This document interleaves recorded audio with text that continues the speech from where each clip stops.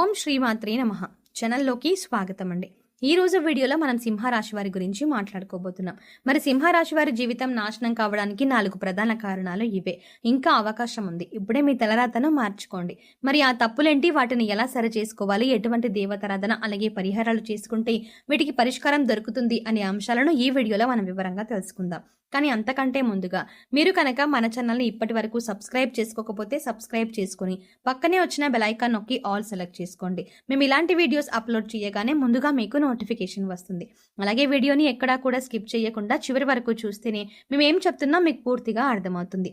అలాగే మీ friends and family మెంబర్స్లో సింహరాశి వారు ఎవరైనా ఉంటే వారితో మర్చిపోకుండా ఈ వీడియోని షేర్ చేసుకోండి. ఇక వివరాల్లోకి వెళ్తే ముందుగా ఈ రాశి వారి గురించి చూసుకున్నట్లయితే వీరికి కొన్ని రాశులు అనుకూలంగా ఉంటే కొన్ని రాశుల వారితో ప్రతికూల ఫలితాలు ఏర్పడతాయి. వీరి గుణగణాలు లక్షణాలు వీరిని ప్రత్యేకంగా నిలబెడతాయి. ఈ రాశి వారు ఎన్నో మంచి లక్షణాలని గుణగణాలని కలిగి ఉంటారు.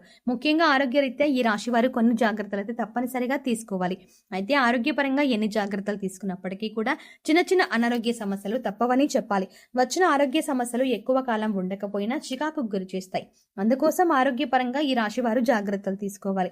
మరి ఇంతే కాకుండా ఈ రాశి వారు ఎవరైనా నా అనుకున్నవారు అంటే అటువంటి వారి కోసం ఏదైనా చేస్తారు. తన వారు అనుకున్న వారు కష్టాల్లో ఉంటే వారిని రక్షించడానికి ప్రయత్నిస్తారు.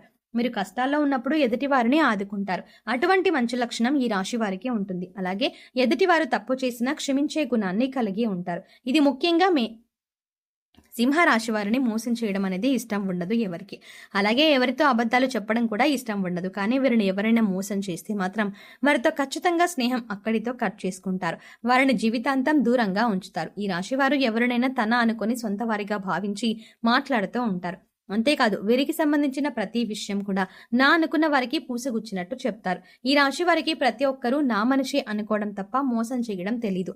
కల్లా కపటం లేని మనసుని ఈ రాశి వారు కలిగి ఉంటారు. ఎదుటివారికి సాయం చేసే విషయంలో కూడా ఎటువంటి కల్మషం లేకుండా సాయం చేస్తారు. నేను ఎప్పుడూ వీరికి సాయపడ్డాను కదా, వీరు మళ్ళీ నాకు సాయపడాలి అనే ఆలోచన వీరికి అస్సలు ఉండదు. వీరికి వీలైనంత వరకు కూడా ఎదుటి వారికి సాయపడాలి అనే ఆలోచనతోనే ఉంటారు. ఇటువంటి ఒక మంచి లక్షణం కారణంగా ఎదుటివారు వీరిని తేలిగ్గా మోసం చేస్తారు. ఇక నా అనుకునే వారే ఈ రాశి వారి నాశనాన్ని కోరుకుంటారని కూడా చెప్పవచ్చు.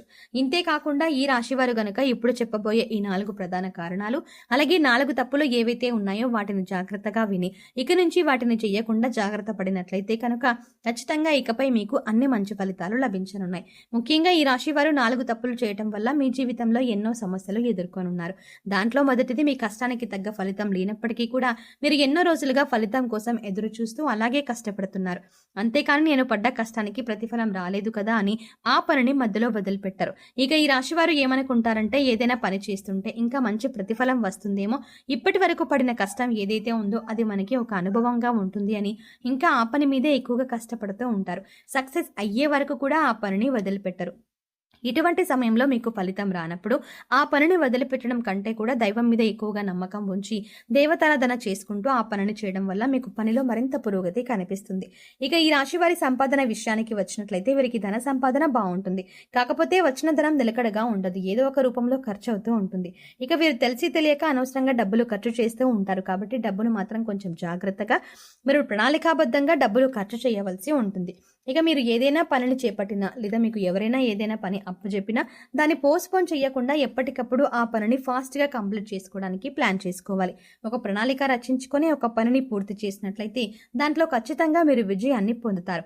బద్ధకం అనేది ఈ రాశి వారికి అస్సలు పనికిరాదు. ఇక ఈ తప్పును కూడా మీరు సరిదిద్దుకున్నట్లయితే కనుక మీరు జీవితంలో పురోగతిని సాధిస్తారు. ఇక మీరు మార్చుకోవాల్సిన మరొక తప్పు ఏంటంటే మీకున్న కోపం. మీరు ఆవేశంగా మాట్లాడకుండా నెమ్మదిగా ఓర్పుతో శాంతంగా మాట్లాడాలి. ఇంట్లో వాళ్ళతో అయినా బయట వాళ్ళతో అయినా స్నేహితులతో అయినా శ్రేయోభిలాషులతో అయినా చాలా నిదానంగా ఆచితూచి మాట్లాడవలసి ఉంటుంది. లేదంటే ఇది అనేక రకాలుగా గొడవలకి దారి తీసే అవకాశం ఉంటుంది. ఇక మీకు కోపం వచ్చిన సమయంలో మీరు ఎదుటి వారి మీద మాటలతో దాడి చేయకుండా మౌనంగా ఉండటం వల్ల ఈ సమయంలో మీ బంధాలు బంధుత్వాలు అనేవి నిలబడతాయి. తెలిసిన వాళ్ళకే కాదు తెలియని వాళ్ళకు కూడా ఈ రాశి వారు సహాయం చేయాలని అనుకుంటారు. అయితే సహాయం చేసిన సమయంలో ఎదుటి వారి కష్టం తొలగిపోతుంది, కానీ ఈ రాశి వారికి మాత్రం అప్పటి నుంచి కష్టాలు మొదలవుతాయి. అయితే ఎదుటి వారి కష్టాలు తీర్చడం తప్పు కాదు, కానీ వారికి సలహాలు ఇవ్వడం, అలాగే వారికి సంబంధించిన విషయాల్లో గొడవల్లో కూడా మీరు తల దూర్చడం అంత మంచిది కాదు. ఈ రాశి వారికి ఒక సమస్య తీరింది అనుకునే లోపే మరొక సమస్య మొదలవుతుంది. దీనివల్ల కొన్నిసార్లు మీరు అయోమయ పరిస్థితుల్లో పడతారు. సమస్యలను ఏ విధంగా పరిష్కరించాలి అని తెలియక తికమక పడుతూ ఉంటారు. ఇక ముఖ్యంగా మీ చుట్టూ ఉన్నవారు, అది మీ బంధువులు కావచ్చు, స్నేహితులు కావచ్చు, కుటుంబ సభ్యులు కావచ్చు, ఎవరైనా సరే మీరు నా అనుకునే వారితోనే మీకు ఆపద పొంచి ఉంది. కనుక ఇటువంటి సమస్యల నుంచి బయటపడడానికి మీరు ఎక్కువగా దేవతారాధన చేసుకోవాలి. అందుకోసం మీరు ప్రతి ఒక్కరితో చాలా జాగ్రత్తగా ఉండాలి.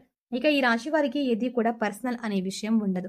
ప్రతి విషయాన్ని అందరితో షేర్ చేసుకోవడానికి ఇష్టపడతారు. ముఖ్యంగా మీరు ఏదైనా పని చేయకముందే ఆ పని గురించి 10 మందికి చెప్పడం, దాని గురించి చర్చించడం ఇటువంటివి మానుకుంటే మంచిది. ఎందుకంటే మీ శత్రువులు ఆ పని జరగకుండా ఆపడానికి ప్రయత్నిస్తారు. ఏదైనా పని మొదలు పెడితే అది పూర్తయిన తర్వాత చెప్పండి తప్పితే ముందుగానే ఆ పని గురించి ఎవరికీ చెప్పొద్దు. సింహరాశి వారు దయాగుణాన్ని కలిగి ఉంటారు. మీరు ఎవరిని బాధ పెట్టరు. ఎదుటి వారిని బాధ పెట్టాలి అన్న ఆలోచన కూడా వీరికి రాదు.